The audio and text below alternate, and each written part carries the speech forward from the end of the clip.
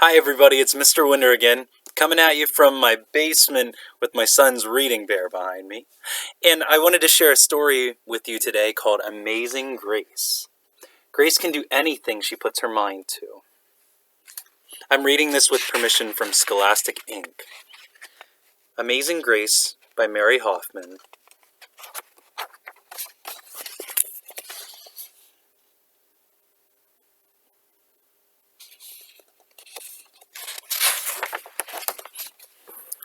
Grace was a girl who loved stories. She didn't mind if they were read to her or told to her or made up in her own head.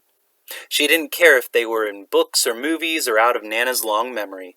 Grace just loved stories. After she had heard them, and sometimes while they were still going on, Grace would act them out, and she would always give herself the most exciting part.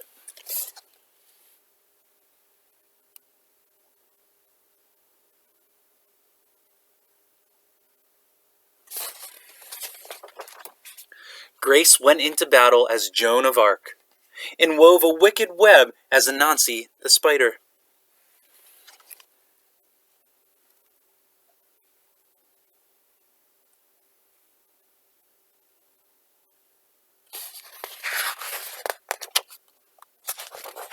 She hid inside the wooden horse at the gates of Troy. She went exploring for lost kingdoms. She sailed the seven seas with a peg leg and a parrot.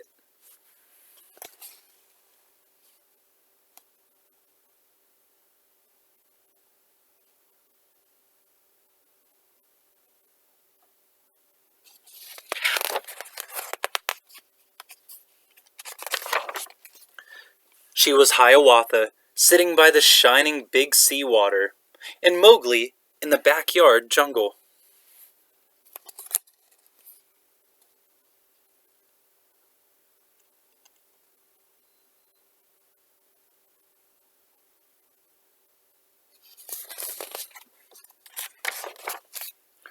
Most of all, Grace loved to act out adventure stories and fairy tales. When there was no one else around, Grace played all the parts herself. She set out to seek her fortune with no companion but her trusty cat, and found a city with streets paved in gold. Or she was Aladdin rubbing his magic lamp to make the genie appear.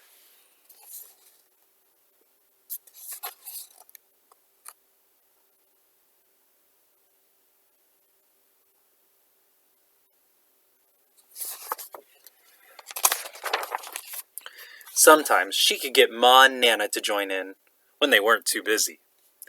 Then she was Dr. Grace, and their lives were in her hands.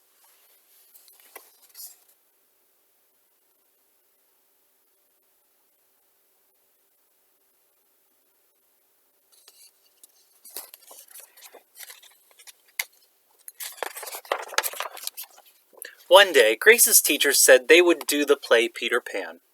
Grace knew who she wanted to be. When she raised her hand, Raj said, "You can't be Peter. That's a boy's name." But Grace kept her hand up. "You can't be Peter Pan," whispered Natalie. "He isn't black." But Grace kept her hand up. "All right," said the teacher. "Lots of you want to be Peter Pan, so we'll have auditions next week to choose parts." She gave them words to learn.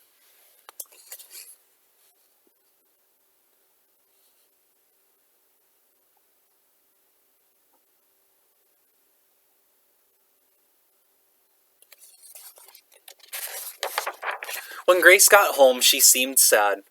"What's the matter?" asked Ma. "Raj said I can't be Peter Pan because I'm a girl." "That just shows what Raj knows," said Ma. "A girl can be Peter Pan if she wants to." Grace cheered up. Then later she remembered something else. "Natalie says I can't be Peter Pan because I'm black," she said. Ma looked angry. But before she could speak, Nana said, "It seems that Natalie is another one who don't know nothing. You can be anything you want, Grace, if you put your mind to it."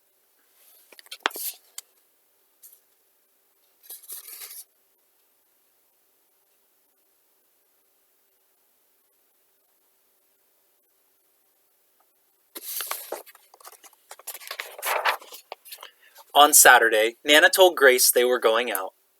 In the afternoon, they caught a bus and train into town. Nana took Grace to a grand theater. The sign outside read, Rosalie Wilkins in Romeo and Juliet in sparkling lights. "Are we going to the ballet, Nana?" asked Grace. "We are, honey, but first I want you to look at this picture." Grace looked up and saw a beautiful young ballerina in a tutu. Above the dancer it said, "Stunning new Juliet."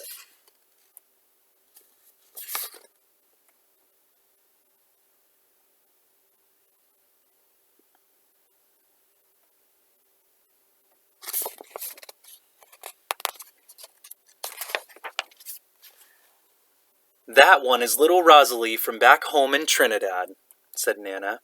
"Her granny and me, we grew up together on the island.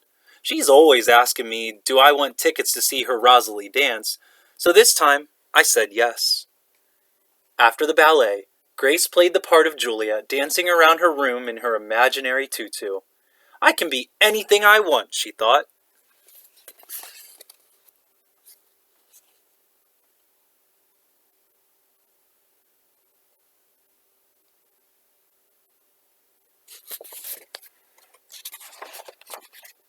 On Monday, the class met for auditions to choose who was best for each part.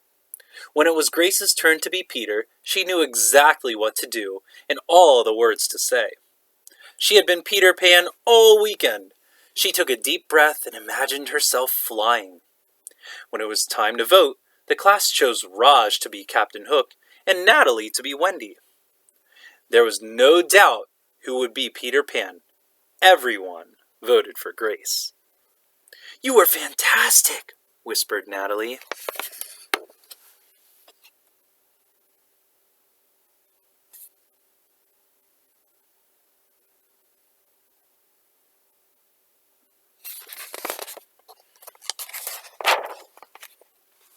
The play was a big success and Grace was an amazing Peter Pan.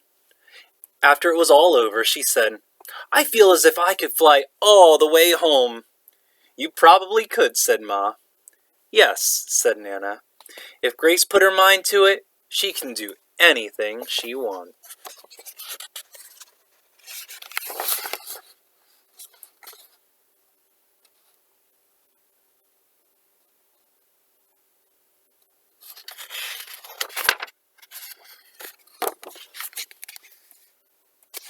Thanks for joining me again, and remember, be kind.